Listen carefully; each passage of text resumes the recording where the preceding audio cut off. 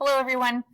This is our first part of Lesson 44. Lesson 44 is on residuals and residual plots. Before I get into this lesson, I just want to speak with you very quickly about the new lesson format. So this is the second lesson that we have in the new format. And I've already heard from some students that you like the new format, and I've heard from other students that you hate the new format. Regardless of how you feel about it at this point, I don't think one lesson is enough for you to make up your mind. So I think I'll continue to do your lessons like this for at least this one and the next one.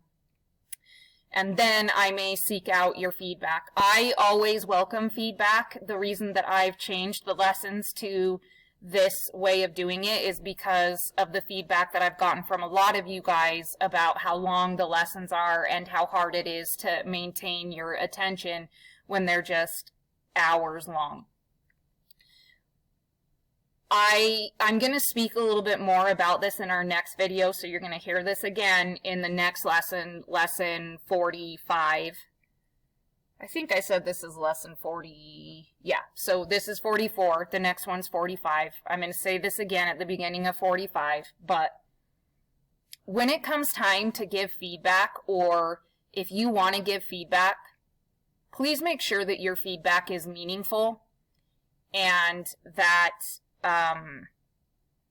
you have a right to be giving me the feedback that you're giving me. So let me address those really quickly and then let's move into the lesson. Number one, meaningful feedback is not, I don't like this because it took longer. That's not helpful feedback.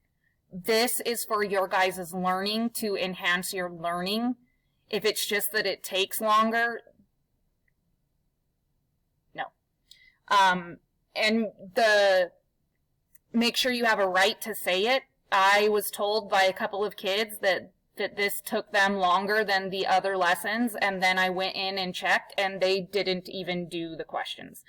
So how would you know if it's taking longer unless you actually complete the lesson? So, meaningful feedback that you have a right to give.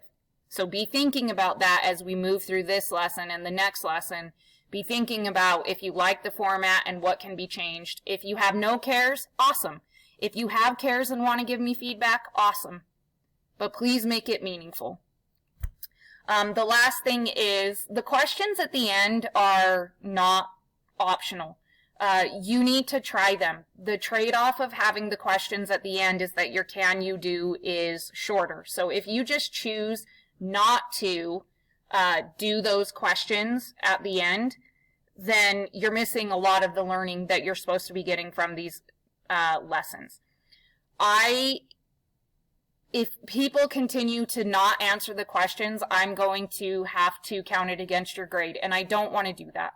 It makes me extremely disappointed and sad that I cannot expect my AP students to do the work required to be successful unless I count it on your grade.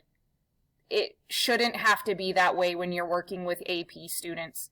Please do the work, because if you don't do the work, then I need to do something to encourage you to do the work, and a lot of times that means I got to count it on your grade. So, really long intro. I apologize for that, but this lesson, next lesson, we'll keep this format. Do the questions at the end. The score doesn't count against you. Make sure that you understand those questions at the end, especially if you get them wrong, but you're not in any trouble if you get 25 out of 50. Okay, that being said, let's get started on your lesson. Okay, so on to residuals. To explore the idea of residuals, we are going to continue on with our Ford F-150 Super Crew example. So we're continuing on with this data that uses miles driven to explain or predict the price of a truck. So we start with this problem. You find a truck with 80,000 miles selling for $29,995. So right here, let's just make sure that we're all on the same page with what they just gave us. This means that X is 80,000 and Y is 29995. Was the prediction from the previous page too high or too low? Okay, so they mean last time we calculated or predicted the price when miles driven is 80,000. So our predicted price was 25457. So Y hat 25457. Actual price 29,000. Predicted price 25,000. Was this prediction too high or too low? Too low. Our predicted price was 25. So too low. Too low. And then the last part of this question says, how far off was our prediction? How far off was the prediction? So we need to find the difference between these two things. We need to find the difference between these. So we can do 29,995 minus 25,457. That gives us 4,538. So too low by $4,538. What we just calculated here is a residual. What we just calculated together is a residual. So let me underline. That value is a residual. So let's go in now and define what a residual is. A residual is the difference between an actual value of your response variable and the value predicted by the regression line. So it is the difference between the actual and what your regression line predicts. So unfortunately there's no abbreviation for residual. Residual equals actual Y subtract predicted Y. Sometimes you'll hear actual Y referred to as observed Y. And the formula for this is Y minus Y hat. The formula for a residual is Y subtract Y hat. So before we get into this graph, let's go down to number 1 and let's talk through how we would calculate a residual when given a problem where we're asked to do that. So find and interpret the residual for the Ford F-150 with 404,447 miles driven and cost 22896. So here's how I typically lay these out. I have an X and a Y. The problem usually gives me that. So my X is 44447.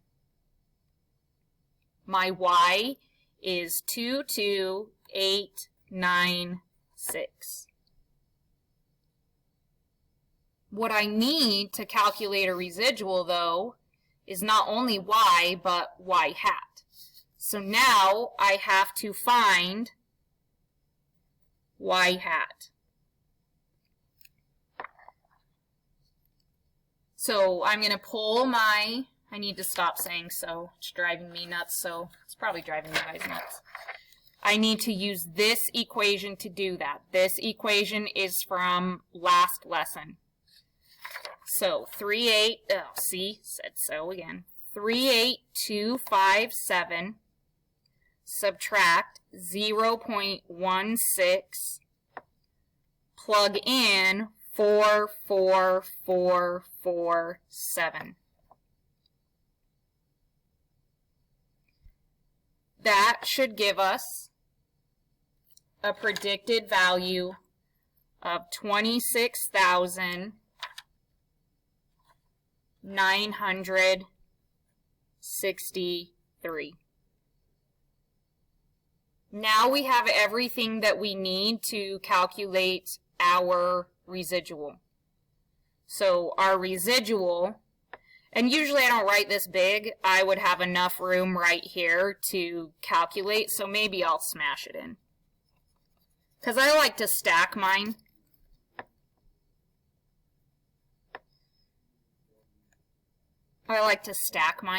So I'm going to smash residual in here. When I say I like to stack mine, what I mean is when I calculate residual, I like to stack all of the things that I'm finding or working with. So remember, it's actual Y, 22896, subtract predicted Y, 26963. That results in a residual of negative 4969. So now let's go up to our graph and discuss exactly what that is telling us. So, so we need to make a deal where I have to have a consequence every time I say so. I'm highlighting the regression line. I'm going to highlight the regression line, and I've extended it a little bit so that I can label it. This regression line represents our predicted values. Represents predicted Y values.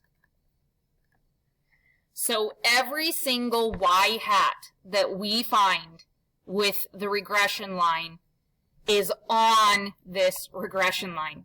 So every Y hat we calculate for this data set, every single Y hat will be somewhere on this line. So this line represents Y hat. All of our Y hats.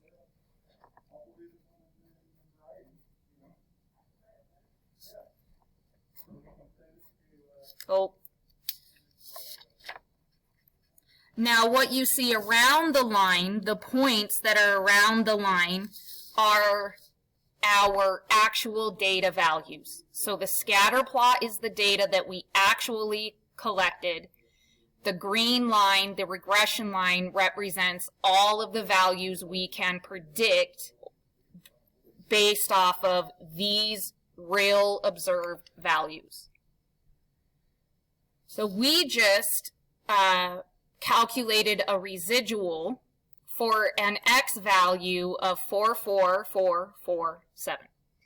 So on this scatter plot, that is this point right here. That is this point.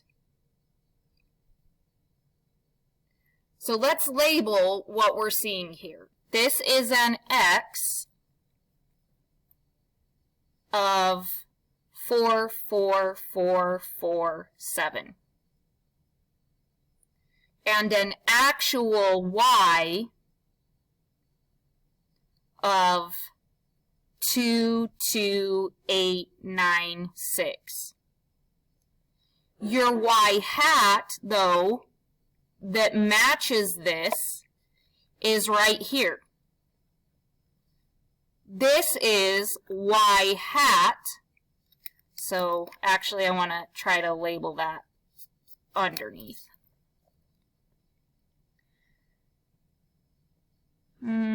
Sorry, I'm just thinking about how I want to fit this in. I'm going to have to write on the top. Y hat of 29, just kidding, 26963. So pulling all of these values from down here in our problem. This point is an x coordinate of 44,447, an actual price of 22,896, and our predicted value is up here on this line, because remember, all y hats are somewhere on this line. So what our residual tells us is the distance between these 2 points. And that distance is negative 4969. The residual is the distance between the real and the predicted value. Okay, let's try one more of these. Find and interpret the residual for the Ford F-150 with 140,776 miles driven and cost $20,897.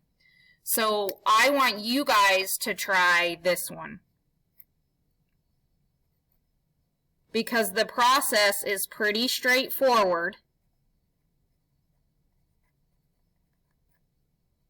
So you're going to do this problem is exactly as we did this problem up here and find your residual. So I'm going to pause and calculate this, and you pause and calculate it, and then let's meet back up. Okay, I have a residual of 5,164. So just like we did with this point, let's find this point on our graph. So this one is right over here toward the end of our prediction line or our regression line. This was an X of 140776 and a Y of 20897. Our Y hat is on the regression line right here. So Y hat is 15733, which means our residual represents this distance right here. So 5164.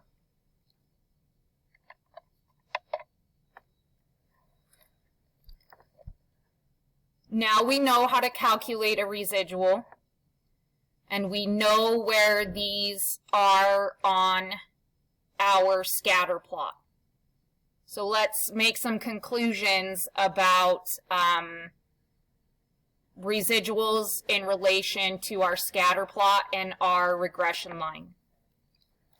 I'm actually going to shade this in. I have some colored pencils that I'm going to use. All of these points,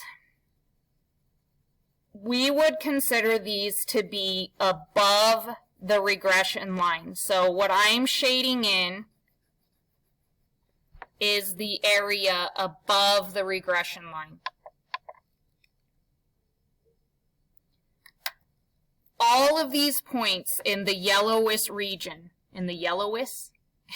all of these points in the yellow region are residuals that are positive or have residuals that are positive.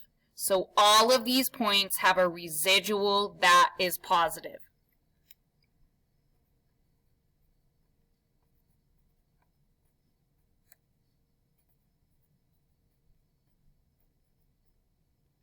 The reason that the residual is positive is because the actual is higher than the predicted. So for all of these points, y is bigger than y hat. Your actual is bigger than your predicted.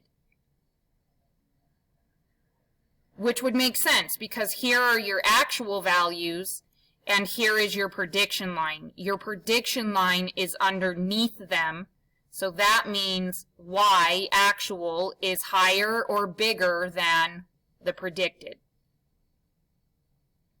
It's similar for down below the regression line.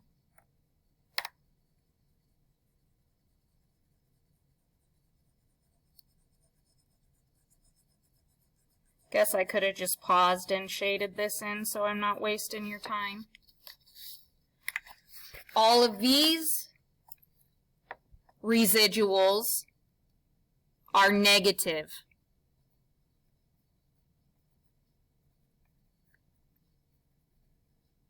All of these points have a negative residual. So if we drew a line up from every single point to the regression line, this distance would be represented by a negative number because it's below the line of regression. This is where the actual is less than the predicted, which should make sense because all of our points are underneath the regression line.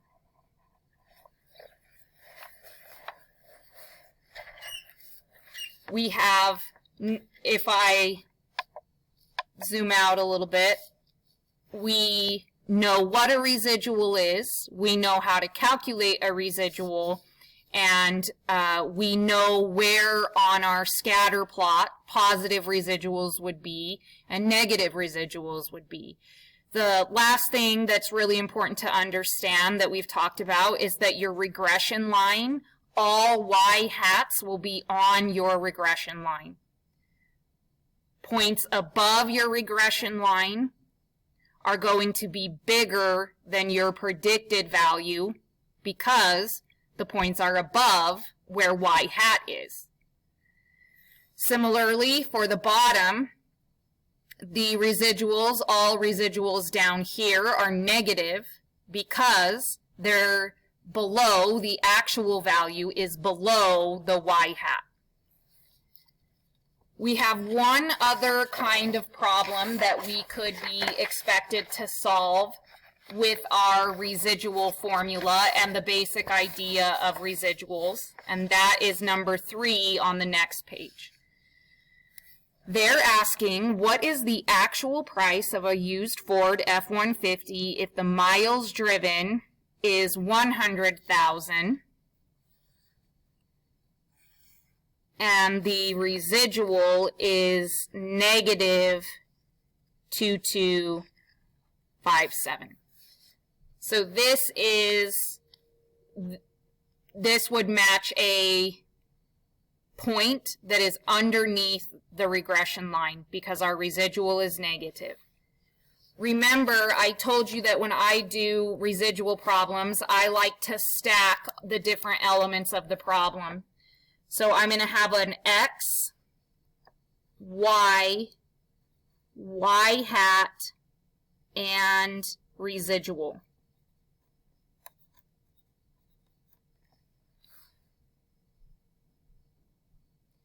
They give us the actual price.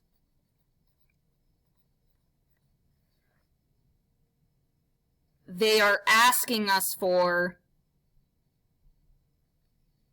just kidding, I said that backward. They gave us the miles driven, sorry about that, and they are asking us for the actual price. We know the residual.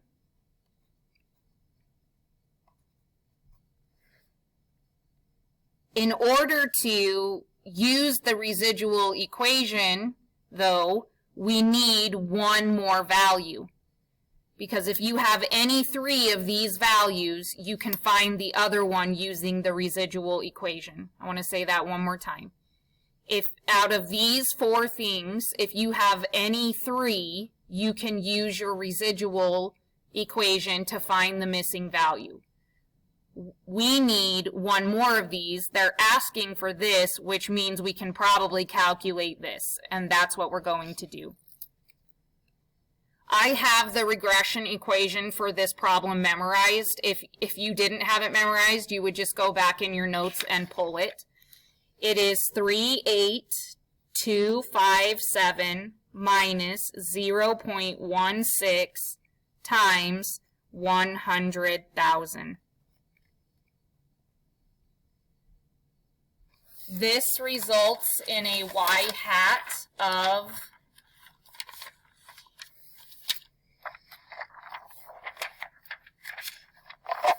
22,257. Now we have enough information to use our residual equation. Residual equals y minus y hat. Residual is negative 2257 equals, they're asking us to find y, we just calculated y hat. To solve this equation, we add, so we are trying to find y, we add that 22,000 to the other side.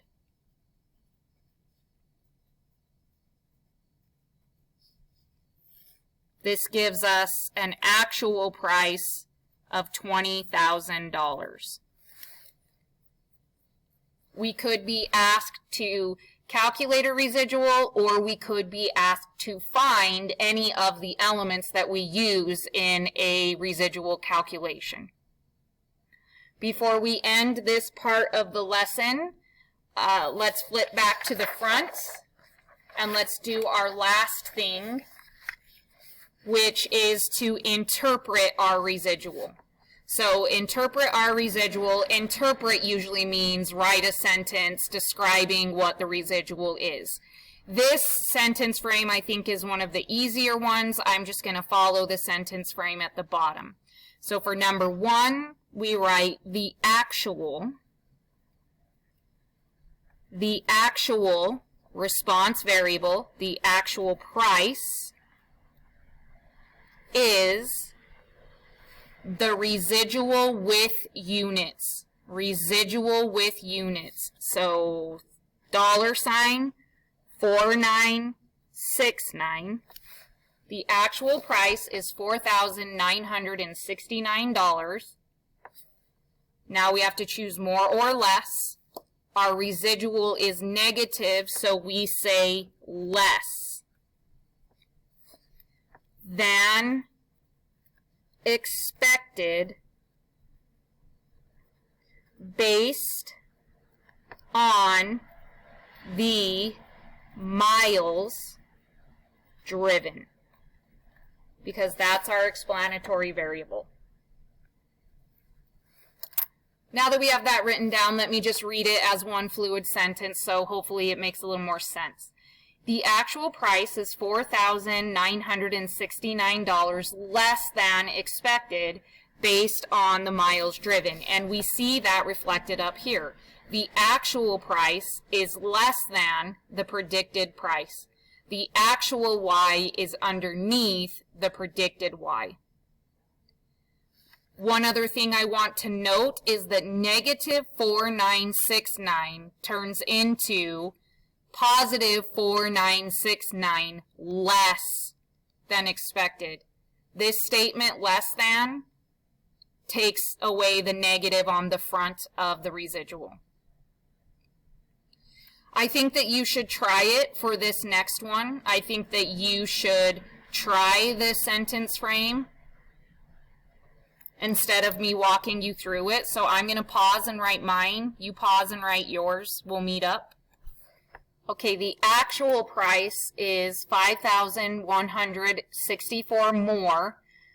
I should say the units. The actual price is $5,164 more than expected based on the miles driven. Make sure that you have the units included on your residual value.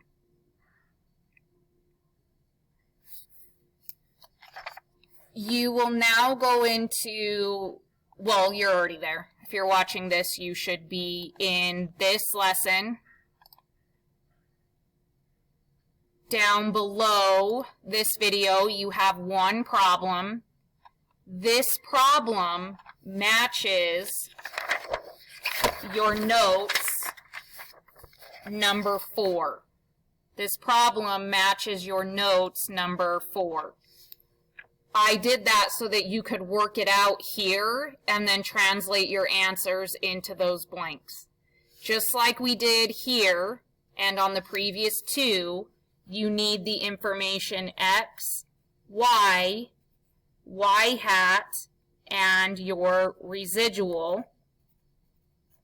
Then the interpretation is added in, and it asks based off that residual, is it going to be above or below the regression line?